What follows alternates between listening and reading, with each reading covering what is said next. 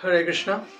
আজ অত্যন্ত মর্মাহত বাংলাদেশে যে হারে হত্যালীলা, লুট, নোংরামি চলছে তার জন্য তো তাদের প্রতি সমবেদনা জানাই।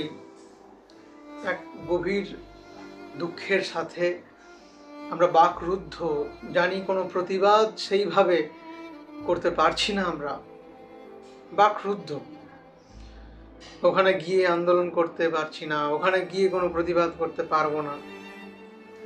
অনেক রকম রেস্ট্রিকশন রয়েছে।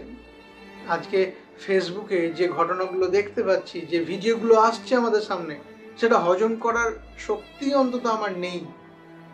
আজ অনেক ভক্ত, অনেক সনাতনী আমাদের এই চ্যানেলে যুক্ত রয়েছেন সেই বাংলাদেশ থেকে। জানি না তারা কেমন আছেন। তো পরমেশ্বর ভগবানের কাছে প্রার্থনা করি, প্রার্থনা জানাই যে তারা যাতে খুব সুস্থ থাকে, খুব ভালোভাবে থাকে, এই ঘটনাটা মিটে যাক, শান্তি ফিরে আসুক অন্তত। এই ভিডিওটা বানানোর উদ্দেশ্য যে সকলকে সতর্ক করা, একটা অ্যাওয়ারনেস জানানো, আর পরমেশ্বর ভগবান শ্রীকৃষ্ণ তথা নৃসিংহদেবের কাছে প্রার্থনা করা। কারণ দেখুন, ভগবান শ্রীকৃষ্ণ শুধুমাত্র আর ইন্ডিয়া বা ভারতবর্ষের তো ভগবান নয়। ভগবান মানে তিনি সৃষ্টিকর্তা, বিশ্ব ব্রহ্মাণ্ডের সৃষ্টিকর্তা, তিনি বিশ্ব ব্রহ্মাণ্ডের মালিক। আজকে মেহেরপুরের যে ইস্কন মন্দির, সেখানে কিভাবে ধ্বংসলীলা করেছে, আগুনে পুড়িয়ে দিয়েছে। একটা জিনিস আমরা দেখতে পাচ্ছি যে সেখানকার বলদেব, সেখানে জগন্নাথ বলদেব সুভদ্রা মহারানীর যে বিগ্রহ, তা সুস্থভাবে আছে, সব পুড়ে ছাই।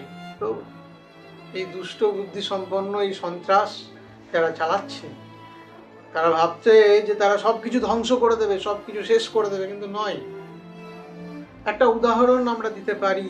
এই যে ধ্বংসলীলা, হত্যালীলা চলছে, নোংরামি চলছে, যে মহাভারতের যুদ্ধ হয়েছিল, সেখানে ধর্ম আর অধর্মকে কেন্দ্র করে আজকে একটা সম্প্রদায় অন্য একটা সংখ্যালঘুর প্রতি যে আক্রমণ করছে, সেটা নিশ্চয় অধর্ম। আমার মনে হয় না তাদের কোনো ধর্মে এই ধরনের ক্রিয়াকলাপ করার জন্য উদ্বুদ্ধ করা হয় কিনা। মনে হয় তো বিচার তো অবশ্যই হবে, আর ভগবানের মার সহ্য করতে পারলেই হলো, দেখা যাবে। তো সেই বিশ্বাস যে আমরা দেখতে পাই যে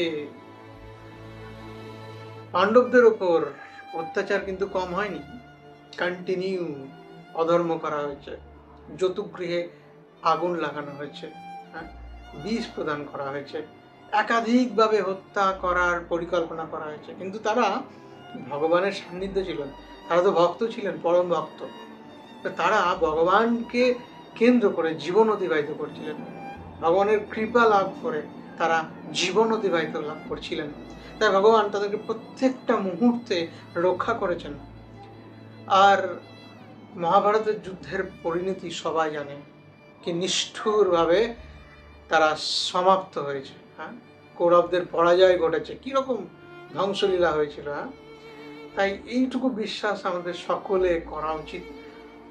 আর এই চ্যানেলে যারা যুক্ত রয়েছেন তাদেরকে করজোরে অনুরোধ করছি, প্রতিদিন নৃসিংহদেবের কাছে প্রার্থনা করুন, আমিও করি, আপনারাও করুন, যাতে এই ঘটনাটা মিটে যাক, শান্তি ফিরে আসুক।